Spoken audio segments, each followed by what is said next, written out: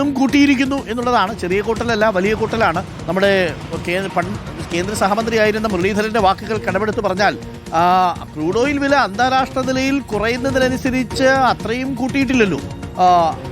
അവിടെ കുറയുന്നു, ഇവിടെ കൂട്ടുന്നു. എന്തായാലും ജനങ്ങൾക്കിതൊരു ഭാരിച്ച ഒരു സംഭവമായിട്ട് തീരുന്നു. ഈ പല പല ഘട്ടങ്ങളിലായിട്ട് കൂട്ടി. പക്ഷേ 2 ആഴ്ച കൊണ്ട് 8 രൂപയാണ് കൂടിയത്. ആൾക്കാർക്ക് ഇപ്പോൾ ബുദ്ധിമുട്ട് വല്ലതും ഉണ്ടോ അർജുൻ മട്ടന്നൂർ?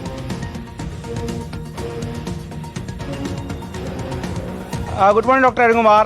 അത്ര ഗുഡ് മോർണിംഗ് അല്ല കാര്യങ്ങൾ എന്നത് വ്യക്തമാണ്. കാരണം ഓരോ ദിവസവും ഇന്ധനവില കൂടുകയാണ്. പ്രത്യേകിച്ച് ഇന്ന് 2.5 രൂപ വീണ്ടും കൂടിക്കൊണ്ടിരിക്കുകയാണ്. സ്വാഭാവികമായും ആളുകൾക്ക് വലിയ പ്രതിസന്ധി ഉണ്ടാകുമെന്ന കാര്യം ഉറപ്പാണ്. പ്രത്യേകിച്ച് പാചകവാതക പ്രതിസന്ധി ഉണ്ടാകുന്നു. അതിനിടയിൽ പെട്രോളിൻ്റെ വില വർദ്ധിക്കുന്നു. സ്വാഭാവികമായും അത്തരത്തിൽ ഓരോ ദിവസവും വില വർദ്ധിക്കുന്ന ഒരു സാഹചര്യവും ഉണ്ടാകുന്നു.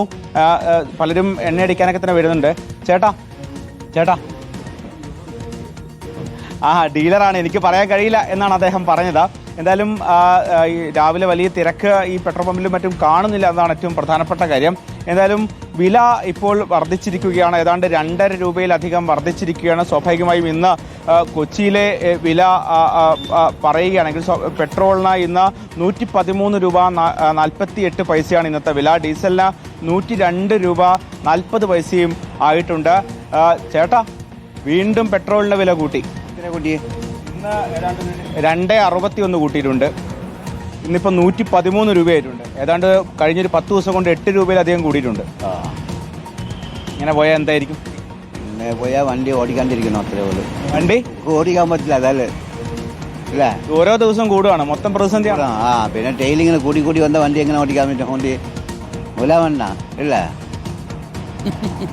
അതാണ് ഡോക്ടർ അരുൺകുമാർ, ഇങ്ങനെ പോയാൽ വണ്ടി ഓടിക്കാനേ കഴിയില്ല എന്നാണ് ഈ വാഹനത്തിന്റെ ഉടമകളൊക്കെ തന്നെ പറയുന്നത്. പലരും ഇവിടെ എണ്ണയടിക്കാൻ വന്നിട്ടുണ്ട്.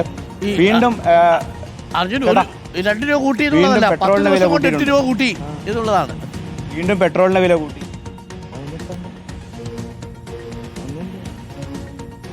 ചേട്ടാ, ഇന്ന് വീണ്ടും പെട്രോളിന്റെയും ഡീസലിന്റെയും വില കൂട്ടിയിട്ടുണ്ട്. ഏതാണ്ട് 110. കൂട്ടിയാലും ജീവിക്കാണ്ടിരിക്കാൻ പറ്റുമോ? എന്ത് ചെയ്യും ഇങ്ങനെ പോയാൽ? എങ്ങനെയെങ്കിലും ജീവിക്കണം, മരിക്കുന്നവർ ജീവിക്കണ്ടേ?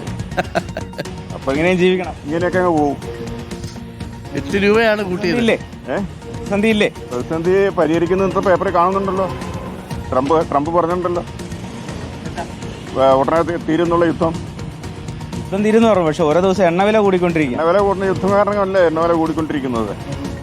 അതുകൊണ്ടല്ലേ പ്രതീക്ഷ പരിഹാരം ഉണ്ടാവുന്നുള്ളതാണ് പ്രതീക്ഷ. കുറയുന്നുള്ളതാണ്.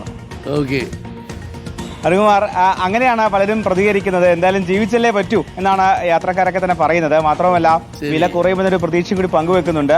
എന്തായാലും പെട്രോൾ പമ്പുകളൊക്കെ തന്നെ രാവിലെ മുതൽ തന്നെ ആളുകളുണ്ട്. വില വർധന അറിയാതെയാണ് പലരും വരുന്നത്. നമ്മളെ പറഞ്ഞിട്ടൊക്കെ തന്നെയാണ് പലരും. ഈ ഇന്ധനവില കുറയുന്നു, ക്രൂഡ് ഓയിൽ ഇന്ധനവില കുറയുമ്പോഴാണ് ഇവിടെ ഇന്ധനവില കൂടുന്നത്.